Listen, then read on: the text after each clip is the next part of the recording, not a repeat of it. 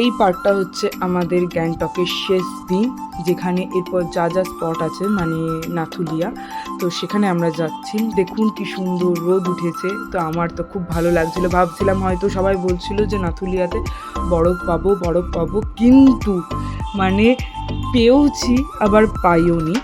মানে হালকা একটা জায়গায় বরফের স্তূপ ছিল, আর বাকি কোথাও বরফ ছিল না।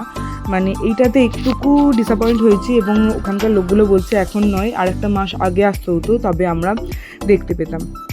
তো আপনারা যেতে যেতে দেখতেই পাচ্ছেন চারদিকে শুধু পাথরের পাহাড়। মানে এখানে যদি আপনি থাকেন না, মনে হবে যেন থেকেই যাই। কিন্তু আমাদের একটা প্রবলেম হয়েছিল, আমরা যখন নাথুলিয়াতে উঠেছিলাম, মানে যেটা হচ্ছে নেপাল আর ভারতবর্ষের বর্ডার, এই বর্ডারটাতে যাওয়ার জন্য একটু সিঁড়ি দিয়ে উঠতে হচ্ছিলো। তো যখন আমরা সিঁড়ি দিয়ে স্পিডে উঠছিলাম, তখনই আমাদের সবারই একটু প্রবলেম হচ্ছিলো নিঃশ্বাস প্রশ্বাস নিতে, যে মানে মনে হচ্ছিলো যেন দম বন্ধ হয়ে যাবে। কিন্তু আমরা যখন উপরে পৌঁছেছিলাম, তখনও আবার কোথা থেকে কুয়াশা চলে আসে, মানে যাকে বলে আমাদের ব্যাড লাক। সেই দিনটা আমাদের পুরো ব্যাড লাক চলছে, মানে আমাদের পুরো ট্রিপটাই ব্যাড লাকে চলছিল, কারণ আমরা যেখানেই গেছি, যেই স্পটটাই আমাদের ভালো লেগেছে, সেই স্পটটাতেই আমরা কুয়াশা পেয়েছি। মানে আমরা কিছুটা দেখতে পেয়ে হঠাৎ করে একটা কুয়াশার ঝাঁক চলে আসে।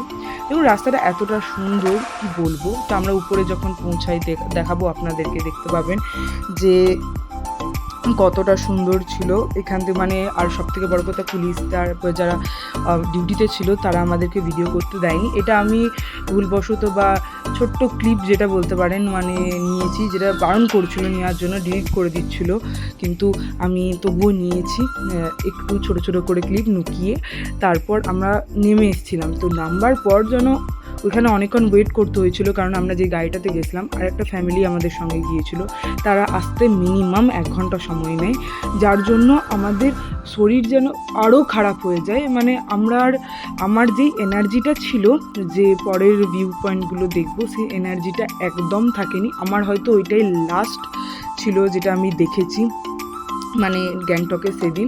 তারপর আর একটা ভিউ পয়েন্টে গেছিলাম, যেখানে ঝর্ণা ছিল আর একটা শিব মন্দির ছিল, ওইটাই মানে তারপর আমি আর পারছিলাম না, কেন জানি না আমার শরীরটা খুব খারাপ লাগছিল, মাথা যন্ত্রণা করছিল, মানে নিচে নেমেও আমি পারছিলাম না।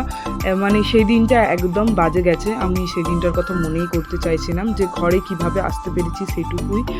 আর এইখানেই এই স্তূপটাই ছিল, যে স্তূপটাতে হালকা বরফ ছিল, তো আমরা একদম এটা সাইডে ছিল। তো খুব ঠান্ডা ছিল, খুব ভালোও লাগছিল, যে ভাবছিলাম যে একটু উপরে উঠবো। দিয়ে সেদিন সময়টা কিভাবে কেটে গেল কে জানে। তো ভিডিওটা আমি এখানেই শেষ করছি। আমার ভিডিওটি যদি ভালো লেগে থাকে অবশ্যই একটি লাইক করবেন, সাবস্ক্রাইব করবেন, পাশে থাকা বেল আইকনটি প্রেস করবেন, এবং আমার সঙ্গে থাকুন, দেখতে থাকুন।